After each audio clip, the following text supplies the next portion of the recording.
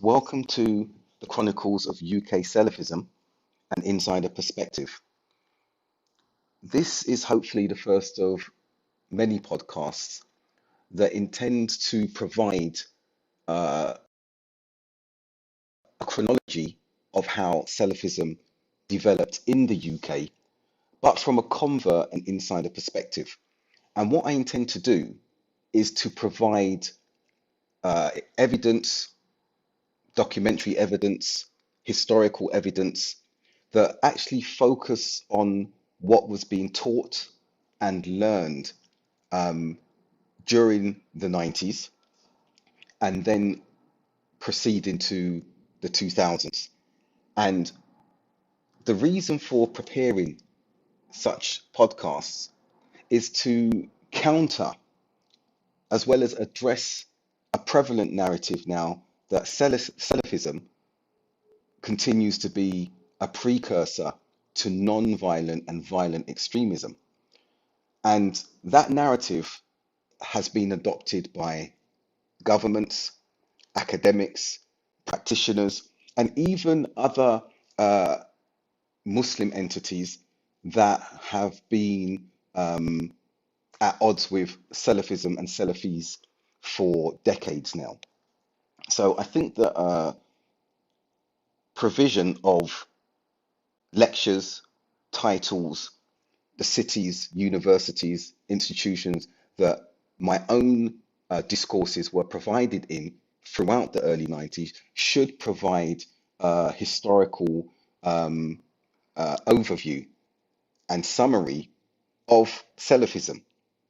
And on occasions, that will be juxtaposed with the teachings and propaganda of extremist elements that were present in the UK at the time, so that the listener can actually see and discern for themselves whether Salafism is as it's being portrayed and perceived today, and that whether historically it was what it's been accused of being, a precursor to non-violent and violent extremism.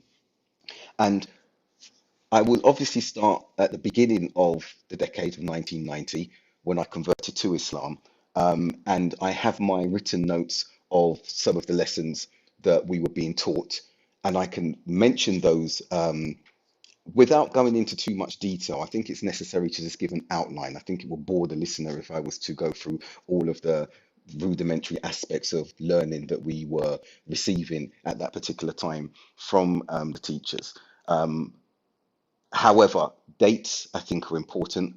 Context is important to place somewhat of a defense against Salafism, because the typology and the classifications that are prevalent now have placed politicized Islam, especially of the type of Muslim Brotherhood, under the umbrella of Salafism. And equally alarmingly for Salafis, the ideology and theology of the extremists, the Khariji tendencies, have also been placed under the umbrella of Salafism. And I refer to none other than the initial typology upon which many have since developed and referred their own ones. Quinton Witorovic, a colleague that I know and have spoken to many times, developed the classifications of Salafism into three.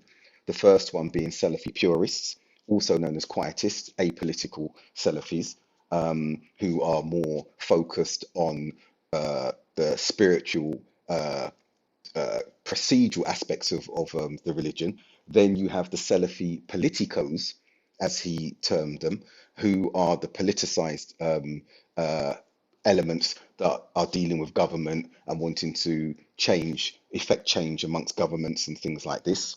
And then he refers to the Salafi jihadi contingent, those who use violent means, including terrorism, to effect their ultimate objective of change. Now, I think it's necessary to deliver this chronicle of Salafism because providing dates of lectures, providing content and contexts of those lectures will enable a better understanding of how Salafism developed, especially in the 90s. But from an insider perspective, my notes, okay, which are subjective, admittedly, they're subjective, but it still articulates and captures historical aspects of teachings, learning, engagement, discourse, and such like. Um, I also intend to use the framework that I developed in my PhD that charts the development of converts or reverts returning to Islam. And it was a four-stage cognitive framework that included a founding conversion phase, which was for new Muslims, those who were Muslim from young but not necessarily practicing the faith and now returning to the faith. There was a second stage or phase being the youthful phase, which is a formative, overzealous, and idealistic phase. Then you had the next formative stage, adult or foundational phase, and the final mature and reflective phase of development. And I propose using these to chart my own development when reviewing my notes, when reviewing the teachings that I was receiving and giving in the lectures around the UK as I developed as a Muslim and as the 90s developed. I think that's quite significant as well. And the final element of these podcasts, which will be interspersed at various stages where necessary, are, I think, particular world events or national events that may have affected some of my teachings, some of the lessons that I received, or some of the sermons that I delivered where reference was necessary. So, for example, we're starting with 1990 when I converted to Islam. I converted in around the second week of March at Brixton Mosque. Now, the month before that, we saw a huge event take place that resonated across the world, and that was the release of Nelson Mandela on the 11th of February after 27 years imprisonment under the South African apartheid regime. And then we saw the collapse of apartheid start taking place. That had a profound effect on me, and I think accelerated my self-reflection on not only world events, but how I fitted into what was happening around the world, my own identity, and the like. Previously to that, previous to 1990, the 1989 was an altogether formative year for me and a number of individuals who converted in 1990. But I don't want to spend too much time around that, but just to refer to particular events that may have had impact and may have been referenced in some of the lessons, as I've mentioned, and even lectures that I delivered myself. So, without further ado, you may hear, the listener may hear my pages turning of my various notes that I've had and will be referring to, but I want to look at my very first notes that I started recording. I've got some printouts from my teacher, Suleiman Abdus Sabor, who continues to be a mentor for me. And he was the one who taught the bulk of the classes to new Muslims in Brixton Mosque in the 1990s, the early 1990s, alongside another mentor who has passed away since past, Sarat Abdul Malik, an American friend and colleague who was very, very influential among converts who converted and started attending Brixton Mosque. So my first notes, handwritten notes I have here, the title is Al-Islam. I don't know if that's a correct phrase, it should be just Islam. And the dates of these notes are between the 20th of May to the 2nd of June 1990. And the very first notes that I have here is talking about Salat, which is an Arabic word meaning supplication or request, and verses referring to that. Other notes then move on to discuss the different prayers and the different units called rak'ah of prayers, the 5 daily prayers. As I said, I don't want to get too clinical and prescriptive reading through every detail. So we were beginning to learn about what is prayer, why pray, who is Allah, who is God, our relationship to Him.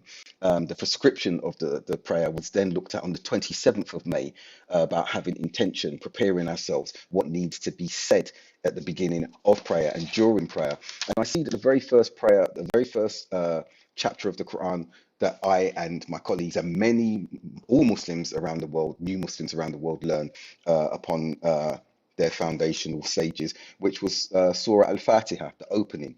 And interestingly enough, I see my handwritten notes and transliteration of the Arabic, because we were unfamiliar with the Arabic, unsurprisingly, and the only way we could know how to pronounce this new language, these new words, was not only rote learning and repeating after our teacher, but when going home, having something to remind us of that, and it was none other than the transliteration. So that was learnt alongside the 112th surah, 112th chapter of the Quran, Surah Ikhlas, and the final chapter of the Quran, the 114th chapter of the Quran, being Surah Nas. Clearly, very short chapters for us as new Muslims learning, and then the lessons of some of these chapters. And I'll move very quickly to look at Fatiha, and jumping back a few days on the 19th of June. 1990, or sorry, jumping forward, the 19th of June, we then learned the lessons of Surah Fatiha, one of them being the emphasis of togetherness and being in congregation. The second being to worship none other than Allah. Okay, He is our sole focus of worship. And the fact that this chapter inculcated in us a need and a concern to seek out the straight path. And this is very important to us as converts, because previously and prior to Islam, we followed every and anything that we fancied, if you like, that fit our desires and our understandings at that time. Um, that this chapter freed us from pride, in that we called only upon Allah. You alone do we worship, you alone do we seek aid from. إِيَّاكَ نَعْبُدُ وَإِيَّاكَ نَسْتَعِينُ. The other lesson to be learned from this was that it freed us from superstition, that we praised only Allah and again only asked of Him. And the level of Iman, the sixth lesson from this particular chapter, was the level of Iman, faith, that was required to be a Muslim and a true servant of Allah. So, going through my pages, there were more chapters being learned, other lessons. But one of the things that I think was quite significant about the learning at that time, it wasn't until October of that year that we started learning about jihad. And it wasn't a lesson that particularly excited us as young Muslims. It wasn't a lesson that we were repulsed by. It was just another element of learning, and alongside all of the other pillars and aspects of the religion to be learned. And I want to refer to this before concluding on these particular notes, where the title was The True Meaning of Jihad, the 23rd of October 1990, and quote, Jihad literally means striving for the pleasure of Allah and the cause of Islam, close quote. And the reference here was given to the first verses revealed to Prophet Muhammad, and that his wife Khadija, peace and blessings be upon him, that his wife Khadija was the first Muslim after him. And then the stages of the jihad that he underwent are highlighted in the next notes. And the first stage being preaching, the second stage being migration, due to the oppression that he was witnessing and experiencing. The third was fighting only when it was permissible. The fourth was the command to fight those who fought against him, sallallahu alaihi wasallam, peace and blessings be upon him. And the fifth was the later command to fight the polytheists until Islam was fully established. We were given that context of jihad as it related to Prophet Muhammad, peace and blessings be upon him, time. Okay. Then there was another classification given about who to fight, when, who not to fight, etc. And so we have here A, those at peace with Muslims, B, those at war with Muslims, C, those living amongst Muslims and living under Islamic rule and the tax that they would have to pay, for protection and their rights to be practiced as necessary within the Islamic environment. And D, this classification of the hypocrites. And I'll read from the notes here what we were taught at that stage about this classification of individuals. Quote, Allah commanded the Prophet, peace and blessings be upon him, to accept their outward appearance as Muslims, but to leave their intentions to Allah and carry on with jihad through argument and persuasion, but not to fight with them. Close quote. So there was the initial context and exposure to jihad for us as new Muslims, unlike what we see today with the misrepresentation, the distortion, and the sole focus on an element of jihad that is expounded upon by the extremist narratives, the extremist propagators in that particular instance. Now, when you juxtapose the extremist teachings of jihad from the initial perspective, the initial premise, compared to what we were being taught on the 23rd of October 1990, it's altogether different.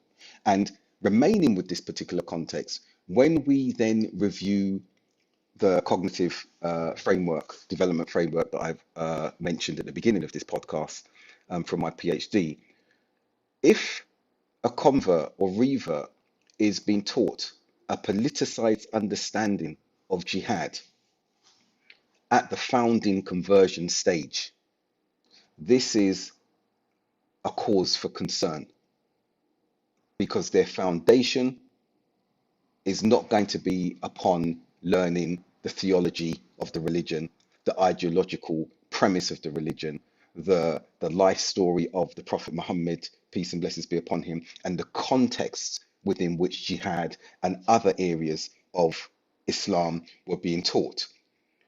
And that's a very, very clear indicator of the difference between Salafism and extremist propaganda and politicized understandings. The rest of the teachings for that particular year continued in that vein, learning about more elements of prayer, more supplications, more chapters of the Quran to recite during those prayers. And before, I think I'm looking at the last notes that I had of that particular year, was the continuation of prayer again at a different level and learning the 110th chapter and learning the 111th chapter. And this was all on the 26th of December 1990. So the initial introduction to learning as a new Muslim was around foundational aspects of the faith, rooting us in the fundamentals, rooting us in the focus upon prayer, monotheism, what should be done to draw us closer and firmer as Muslims. So this particular podcast referred to my teachings, what I was learning. The next podcast will look at the year 1991, where there was a continuation of learning, and I will look at elements in more detail and refer to some of the notes, the fiqh jurisprudence that we were learning at that particular time, to help us with and prepare us for Ramadan and prayer, Taraweeh prayers, and the like. And I will conclude on that note.